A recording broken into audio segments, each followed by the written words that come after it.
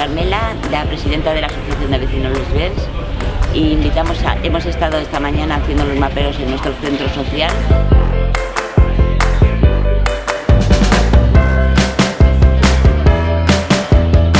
En apoyo de mapeos urbanos para mejorar las condiciones del barrio y hacer un entorno más saludable y más social.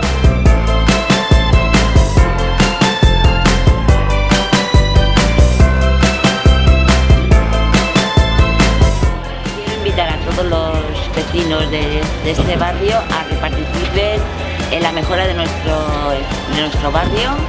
Los viernes por la tarde, estaremos aquí en el local social. Todo el que quiera pasarse y aportar algo, su palabra cuenta para todo.